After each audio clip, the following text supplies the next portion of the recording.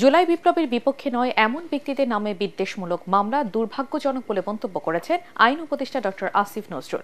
রাজধানীতে এক অনুষ্ঠানে তিনি বলেন, নিরাপরাধ মানুষ হয়রানির শিকার না হয় সেজন্য আইনি সহায়তা দেওয়া হচ্ছে। মামলা জট কমাতে জাতীয় আইনগত সহায়তা সংস্থার মাধ্যমে আগামী 6 মাসের মধ্যে 1 লাখ মামলা নিষ্পত্তির ব্যবস্থা করার কথাও জানান আইন উপদেষ্টা।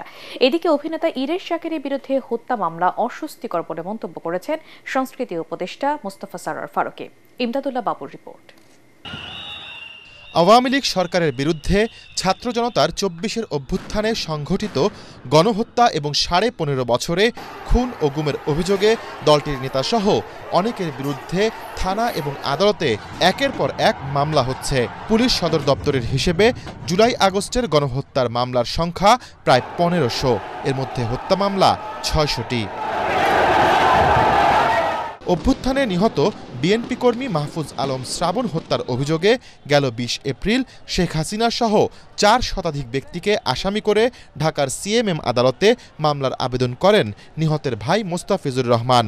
এই মামলায় অভিনেতা ইরেশ জাকেরের নামও রয়েছে, জানিয়ে বিভিন্ন মহলে চলছে নানা আলোচনা। রাজধানীতে আলাদা দুটি অনুষ্ঠানে মামলাটি নিয়ে কথা বলেন আইন এবং সংস্কৃতি বিষয়ক উপদেষ্টা। ইরেশ জাকেরকে আমি পার্সোনালি চিনি, জুলাইয়ের আন্দোলনে উনি জড়িত ছিলেন, ফলে এটা ডিপলি ট্রাবলিং অ্যান্ড ডিপলি ডিস্টার্বিং।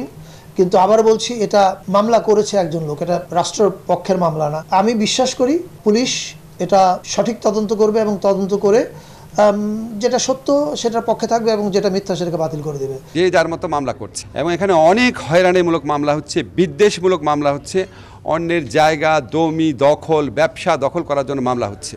এগুলো অত্যন্ত আনফরচুনেট, অত্যন্ত পরিতাপের বিষয়। ছড়াশো মন্ত্রক থেকে বারবার বলা হয়েছে যে অভিযোগের কোনো বস্তুনিষ্ঠতা পাওয়া না গেলে কাউকে যেন গ্রেফতার না করা হয়।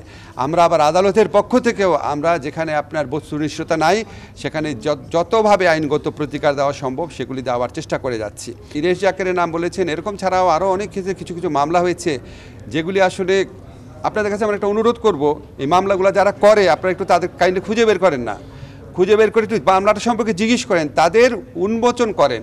সব মশার বিরুদ্ধে সুরক্ষা দিতে এলো বসুন্ধরা এক্সট্রিম অ্যারোসল, মশার বিরুদ্ধে এক্সট্রিম সুরক্ষা। এর আগে রাজধানীর ওসমানী স্মৃতি মিলনায়তনে জাতীয় আইনগত সহায়তা দিবসের অনুষ্ঠানের উদ্বোধন করেন আইন উপদেষ্টা। এতে তিনি বলেন, মামলা জট কমাতে জাতীয় আইনগত সহায়তা সংস্থাকে কাজে লাগাচ্ছে সরকার। আগামী 6 মাসের মধ্যে জাতীয় আইনগত সেবা প্রদানকারী সংস্থাকে এমন একটা পর্যায়ে উন্নীত করব যেখানে অন্তত 1 লক্ষ মামলার নিষ্পত্তি হবে এবং আগামী 1 বছরের মধ্যে যদি সেইটুকু সময় পর্যন্ত আমরা থাকি অন্তত 2 লক্ষ মামলা আমরা সেখানে নিষ্পত্তি করার ব্যবস্থা করব। আসিফ নজরুল আরও জানান, স্বাধীন কমিশন হিসেবে আইন মন্ত্রণালয়ের মতামত দেওয়ার আগেই নির্বাচন কমিশন ইশরাক হোসেনকে ঢাকা দক্ষিণ সিটি কর্পোরেশনের মেয়র হিসেবে ঘোষণা করে গেজেট প্রকাশ করেছে।